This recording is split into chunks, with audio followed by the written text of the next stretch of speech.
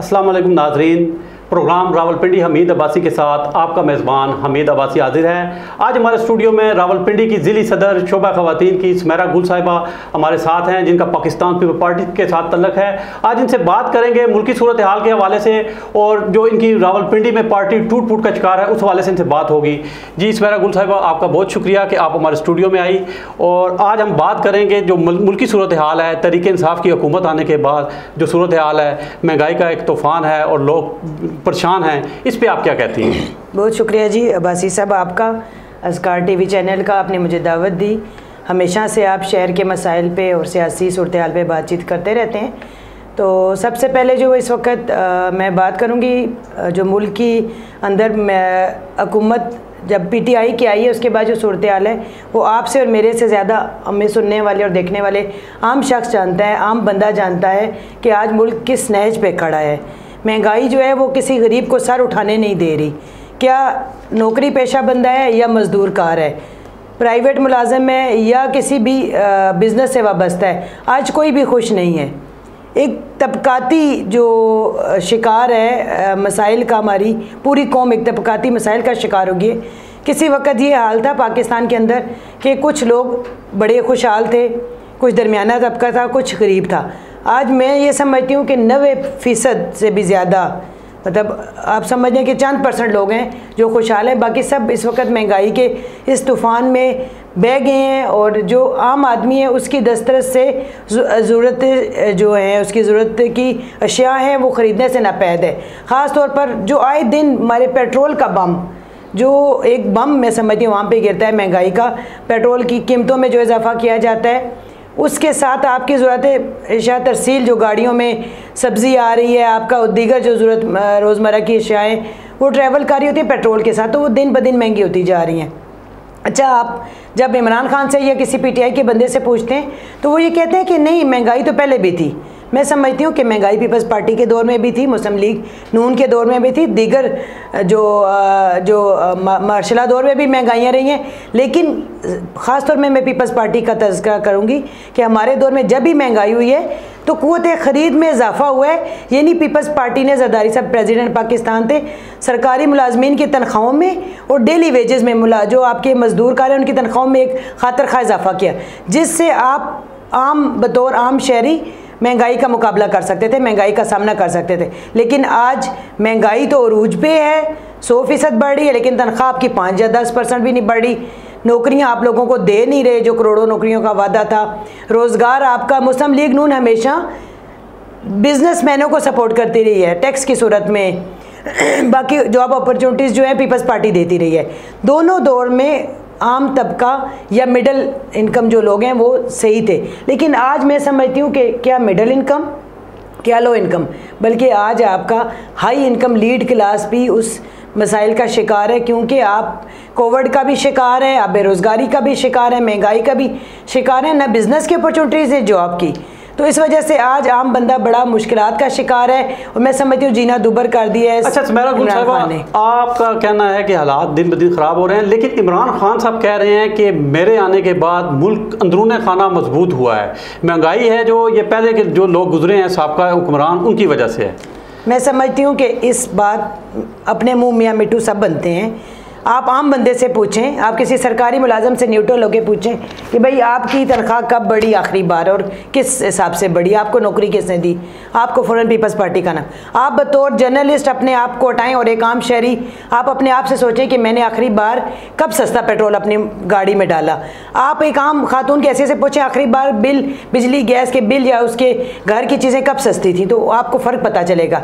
लेकिन जो इमरान खान दावे कर रहा है इसका सबूत तो आपको रोज़मर्रा टीवी चैनल्स पे तजिए दे रहे हैं, आपको अखबारात दे रहे हैं, आपको गरीब आदमी की घर का जो चूल्हा बंद है वो दे रहा है, चाहे वो बिजली की load shedding, gas load shedding में हो, चाहे उसके जो जेब के अंदर है वो पैसे क़ुव्वत ख़रीद का कम होना है। तो मैं समझती हूँ कि इस दौर में इमरान खान ने जो इस मुल्क को, इस कौम को जिस नहज पे ले गया है, उसके बाद खुद सोजियाँ हैं, खुदकशियाँ हैं या आपके दीगर जो लोगों के समाजी मसाइल हैं वो सर उठा रहे हैं और हमें इस पर बहुत संजीदगी से सोचना होगा। और मैं एक बात जो वो कह रहे हैं कि मैंने बड़ा मजबूत किया है, तो आप सिर्फ जो हमारा सबसे मजबूत टियर है वो है आपका आर्मी का।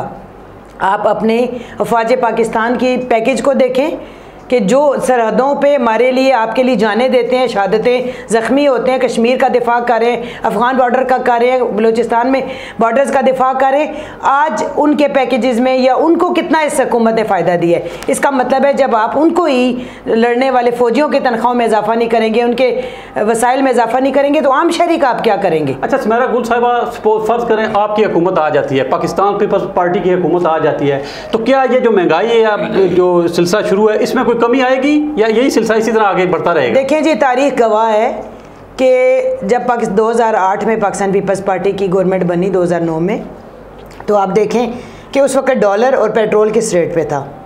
आलमी सतह पे हमारी पार्टी ने जब ज़रदारी साहब प्रेसिडेंट बने, आलमी सतह पे जो पेट्रोल की कीमतें थीं उनसे पाकिस्तान की पेट्रोल की कीमतों को मुमासलत की गई और नेगोशिएशन की गई पेट्रोल ख़रीदते वक्त। फिर सस्ता गैस लाइन जो आपका है उसकी एक ईरान गैस पाइपलाइन की मंसूबे थे।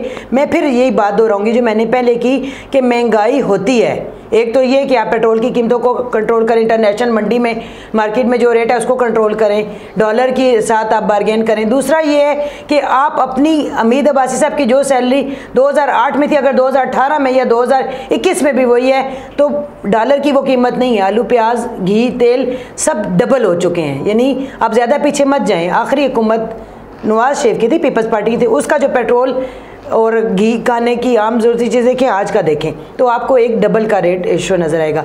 लेकिन पीपल्स पार्टी ने बेनज़ीर इनकम सपोर्ट जैसी मंसूबे दिए, पीपल्स पार्टी ने तनख्वाहों में इजाफा किया, पीपल्स पार्टी ने जॉब अपॉर्चुनिटीज़ दी, पीपल्स पार्टी ने सस्ती बिजली, सस्ता गैस और सस्ती चीज़ों का मनसूबा किया, इससे महंगाई का मुकाबला किया। और आइंदा भी मैं समझती हूँ अगर पीपल्स पार्टी की हुकूमत आती है तो ये एक वो नारा नहीं है लाखों नौकरियाँ, करोड़ों घर, ये वो नारा नहीं है, बल्कि रोज़गार। पाकिस्तान पीपल्स पार्टी का शेख जुल्फ़िकार भुट्टो का मिशन रोटी कपड़ा मकान आज बिलावल भुट्टो चेयरमैन तीसरी नस्ल तक पहुंच चुका है। और मैं समझती हूँ कि अमली तौर पे पीपल्स पार्टी अगर महंगाई को कम ना कर सकी तो महंगाई से मुकाबला करने के लिए आपकी तनख्वाहों में उतना इजाफा करेगी, आपको उतनी नौकरियां देगी, आपको उतने कारोबारी मंसूबे देगी ताकि आप उस महंगाई का मुकाबला कर सकें। अच्छा सुमेरा गुल साहिबा, बेनज़ीर भुट्टो के दौर में ज़्यादा कारकुन खुश था या अब जरदारी साहब जो पार्टी को संभाला दिए हुए हैं इनके दौर में लोग ज़्यादा खुश हैं?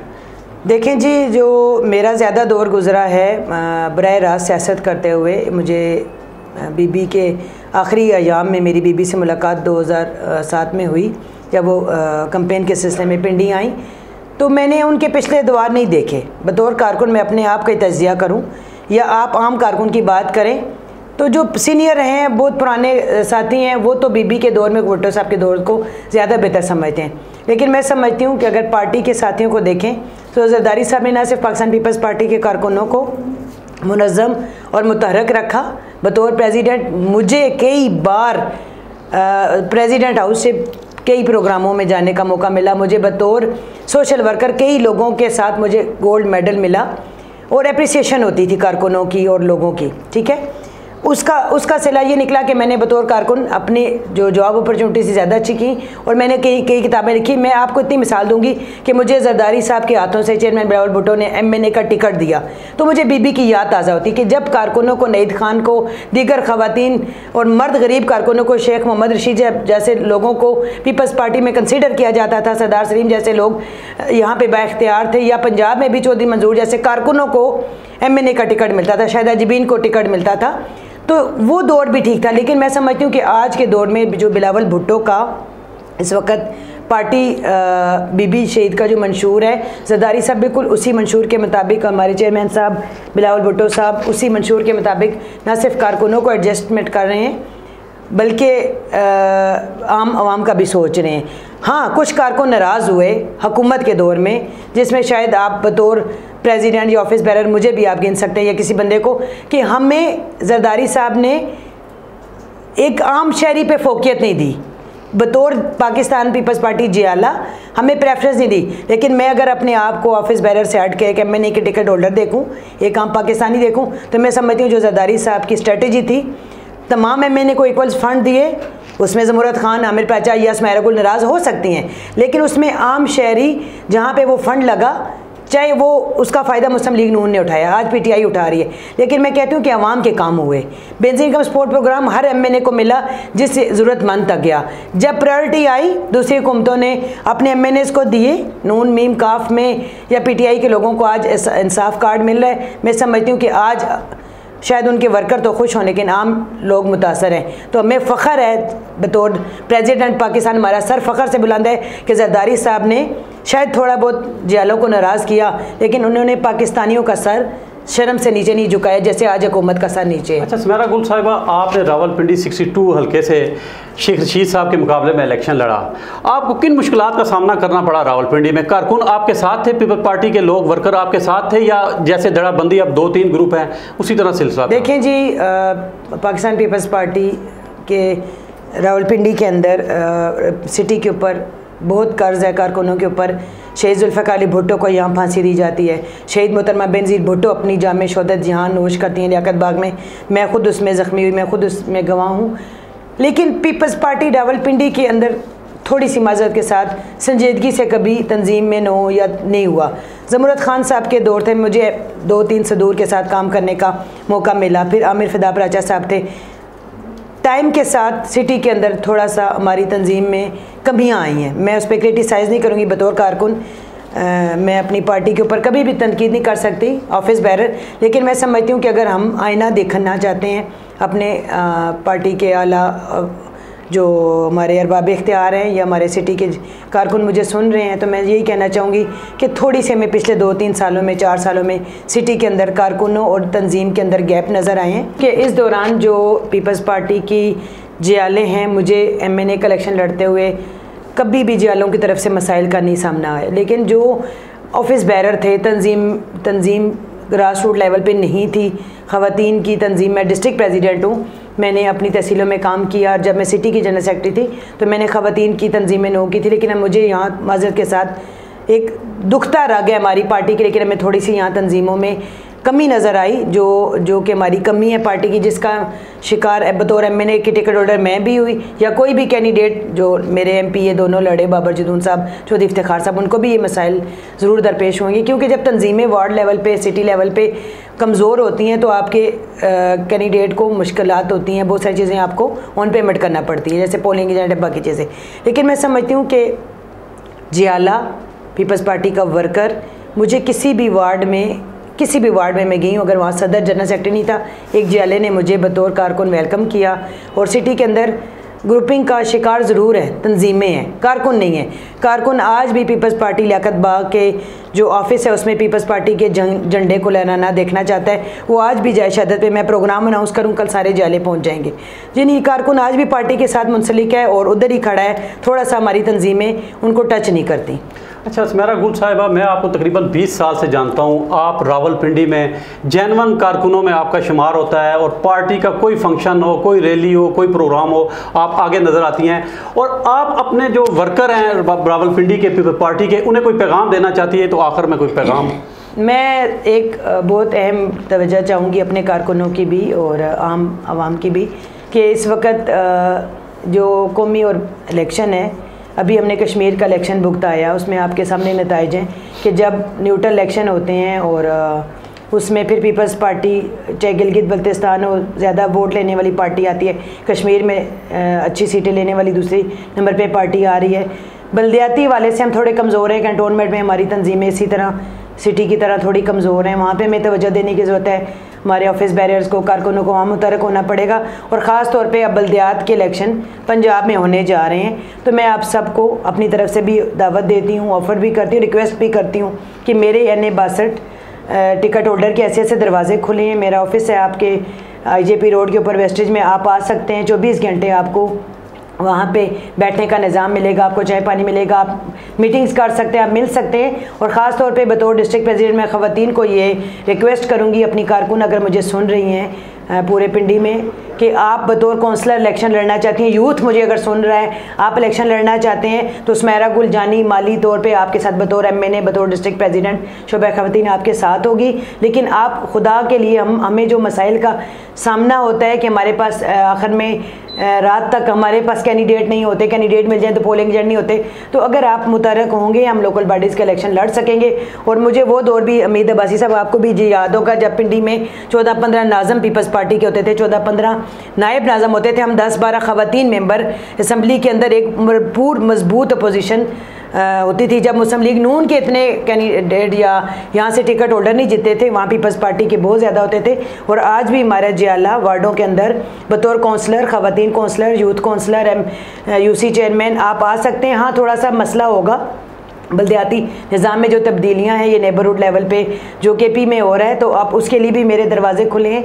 मैं आपको बताऊंगी कि किस तरह वार्ड की सतह पे नॉमिनेशन होता है। आपको पाकिस्तान पीपल्स पार्टी PLF के वकला को रेफ़र करेंगे, आपको फॉर्म भर के देंगे, आपकी फ़ीस जो अपनी जमा नहीं कर सकेगा, कोई पोस्टर चाहिए, कोई कंपेन चाहिए, लेकिन खुदा के लिए हमें बल्दियाती इलेक्शन में बतौर आइडेंटिटी अपने पीपल्स पार्टी के कैंडिडेट उतरना होगा, इलेक्शन लड़ने होंगे। और पार्टी को अगर ग्रास रूट से मजबूत करेंगे तो आपका MNA MPA जीतेगा, MNA MPA जीतेगा तो आपका chairman Bilawal Bhutto prime minister बनेगा। और आप सब आवाम सब जानते हैं, जियाले भी, कि जब पाकिस्तान पीपल्स पार्टी का प्राइम मिनिस्टर होता है, प्रेसिडेंट होता है, तो फिर आम आवाम की वेलफेयर होती है, मुल्क में महंगाई कम होती है, रोज़गार के मौके होते हैं और आप सब आवाम खुशहाल होते हैं। सुमेरा गुल साहिबा, आपका बहुत शुक्रिया कि आप अपना कीमती टाइम निकाल के हमारे स्टूडियो में आई। हमीद अब्बासी को दीजिए इजाज़त, इंशाल्लाह अगले प्रोग्राम के साथ फिर हाजिर होंगे। अल्लाह हाफिज़। अल्लाह हाफिज़।